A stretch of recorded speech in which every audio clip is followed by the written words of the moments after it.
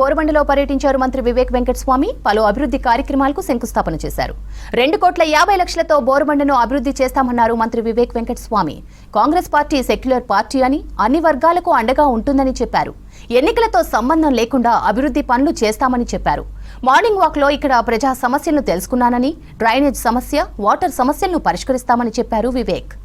Vinayak Nagar, SRT Nagar, రాజు నగర్ ఇవన్నిట్లో కూడా మొన్న వచ్చినప్పుడు మార్నింగ్ వాక్లో వీళ్ళందరూ మాకు డ్రైనేజ్ ప్రాబ్లం ఉంది, మాకు దీన్ని ఎట్లనైనా పరిష్కరించాలని చెప్పి వీళ్ళందరూ కూడా కోరడం జరిగింది.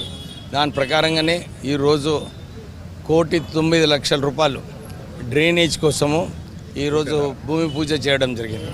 దాంతోపాటు జిహెచ్ఎంసీ నుంచి 1,50,00,000 రూపాయలు దాని వర్క్స్ ఇవన్నీ కూడా కలిపి ఈరోజు సుమారు 2,50,00,000 వర్క్స్ ఈరోజు ప్రారంభం చేయడం జరిగింది. వీళ్ళందరికీ మేము మొన్న కూడా భరోసా ఇచ్చాము, మీరు ఇవన్నీ ఎలక్షన్ అని పెట్టుకోవద్దు, మీ సమస్యలు ఏమున్నాయో ఇవన్నీ కూడా మేము పరిష్కరిస్తాము. కాంగ్రెస్ ప్రభుత్వంలో ఉంది, ప్రజాపాలన ఉంది, రేవంత్ రెడ్డి గారు ఆలోచనతోని మంచిగా ప్రజలకు సేవ చేయాలని చెప్పి కాంగ్రెస్ పార్టీ ఎప్పుడు కూడా నమ్ముతుంది. కాంగ్రెస్ పార్టీ ఒక సెక్యులర్ పార్టీ, అందరితో కలిసి మెలిసి ముందుకు వెళ్ళాలని చెప్పి కాంగ్రెస్ పార్టీ ఆలోచన. దాని ప్రకారంగానే ఈరోజు ఈ కార్యక్రమాలన్నీ కూడా తీసుకోవడం జరిగింది.